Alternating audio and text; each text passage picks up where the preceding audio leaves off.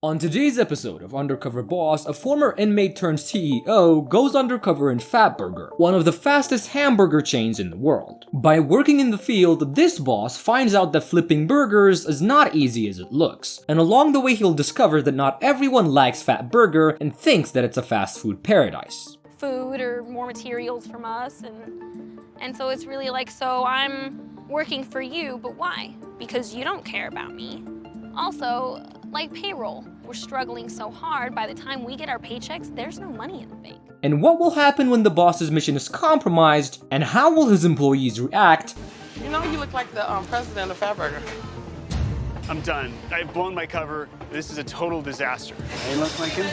Like, really like a brother. Tune in to find out. Headquartered in Los Angeles, California, Fatburger is one of the fastest growing fast food chains in the world. It's got 150 restaurants worldwide and has about 3,800 employees grilling up gourmet burgers in 27 countries. And at the top of this $100 million a year burger empire is CEO Andy. Fatburger was started in 1952 in South Central LA by a person called Lovey Yancey. She started it in a shack in front of her home where she was cooking burgers and serving them to black artists after their gigs.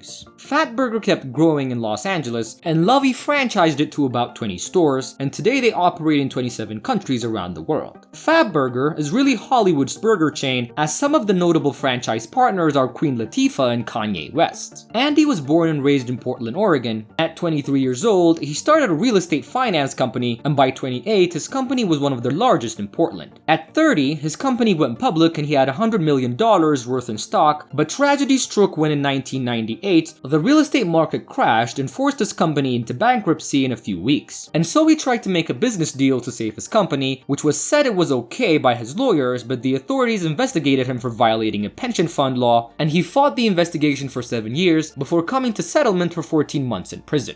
The day he went out of prison, he wanted to start over, and his family investment company had bought Fatburger in 2003, but in 2006, he stepped in as full-time CEO. He had grown the company since and was able to restart his life. Andy will be going undercover as Myron, a former real estate agent looking to trade in his desk job for the opportunity to win his own restaurant. For his first job, he travels to Sherman Oaks, California to work in the assembly station, and there he meets up with the manager Val, who takes him to the kitchen and shows him how to assemble a burger. Val is very fast and energetic and teaches him very well. They keep assembling burgers, but Val starts to notice him and thought that he looked really familiar.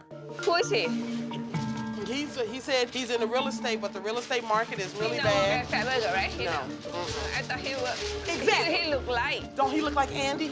He looked like someone. Yeah, Andy. She was also impressed that a real estate agent was able to wrap up a burger that fast, which further raised her suspicion. He goes away for a break and everyone starts talking about how he looks like Andy. She then directly tells him that he looks like the CEO. You know, you look like the president of Fatburger. I'm done. I've blown my cover. This is a total disaster. You look like him? Like, really like a brother. You look really like him. He now had no chance but to come clean and reveal his true identity. She starts laughing hysterically when he tells her,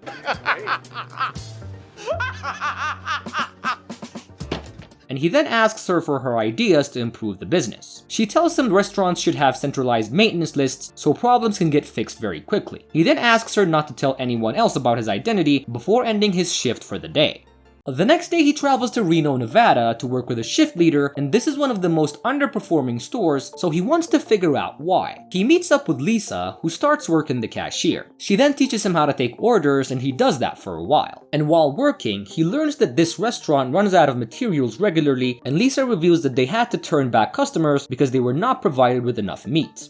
Your orders correctly. Like, if you're gonna run a burger place, you have to make sure you have your hamburgers. Sorry, we're out of hamburgers today. Yeah, that's happened here before. Has it really? We have run out of meat before, and we've had to turn people away, and they get upset, and they don't come back. This was the answer as to why the store underperforms, and he plans to talk to the management about it. The next day he travels to Carson, California to work as a bakery technician. There he meets up with the bakery supervisor Ramon, and he takes him to the assembly line where they take out pieces of bread that are not perfectly circular and send the others to the packaging station. But Andy was too slow and Ramon had to stop the machine. He then takes him to the place where the packaged breads are put, but he was still very slow there and creates a jam. Working in the bakery is a physically demanding job. It's grueling, it's intense. You gotta keep your eye on it. It's happening quickly. There's a lot of stress. Whoa! Whoa! Oh, guys! Whoa!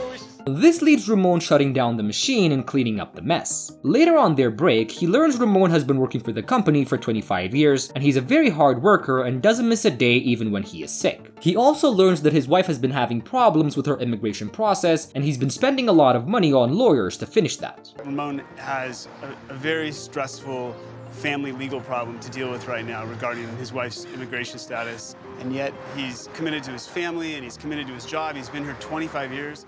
Is great testament to what a man he is. For his last job, Andy travels to Arizona to work as an assistant manager. There he meets up with Angelica, who gives him the uniform and takes him for a tour around the kitchen, where he learns a lot about the machines that are not working properly. Is that this side doesn't work. Absolutely can't use it. Shakes are gonna be over here, blenders, shake sink. This is kind of broken. I can't turn it off and it just sprays everywhere, but if you push on it, it turns off. Let go, keeps going. I don't really know. They then do different tasks, from making onion rings to taking out the trash, and along the way he learns that Angelica is frustrated by how things are run in the company, and she tells him that employees are not appreciated and are not even given vacation days. She also tells him that the franchise owner doesn't visit the restaurant and doesn't pay them properly. And so it's really like, so I'm working for you, but why? Because you don't care about me. Also, like payroll, we're struggling so hard. By the time we get our paychecks, there's no money in the bank. If you're gonna run a business, you gotta make sure you pay your employees. Sure. This is a big issue, and Andy plans to sit down with the owner and talk to him about these kinds of problems. And finally, Andy's undercover time has now come to an end, and he invites his employees to his office to reveal his true identity. First in was Roman, and he thanks him for his dedication to the company and offers to pay him $50,000 in order to aid his wife's immigration process. Next in was Angelica, and he remembers how she was not having enough vacations and offers her $10,000 so she can have one. He then goes on to offer to pay for her college tuition. He then calls in the franchise owner of her restaurant, and he tells him about the problems and offers to pay for all the broken equipment. Try to right your ship and save these jobs and make payroll. I don't even know how to begin to say thank you. I want a commitment from you that you're going to treat the employees better and you're going to recognize them and appreciate them for what they're doing for you. And then makes him promise to improve his relationship with the employees and treat them right. Next in was Lisa, and he tells her that he's learned a lot from her and tells her that he's fixed the problem of not having enough products in the restaurant, and then offers to pay her rent for the next year, and on top of that pay her debts as well. He then gives her an additional $10,000 so she can get a new car. Last in was Val, and he reminds her that she didn't let him finish his job that day, but she was still a great manager and teacher. He then gives her a promotion which comes with a $10,000 increase and another $15,000 just for her. In the weeks since, Ramon finally met with an immigration lawyer and is getting some relief about his wife's problem. Angelica will begin nursing school when she returns from her honeymoon in Europe, and Lisa is grateful for her new lease on life, and after taking her cousin on a dream vacation, Val is excited to start her new job at corporate. This was my recap for this episode of Undercover Boss.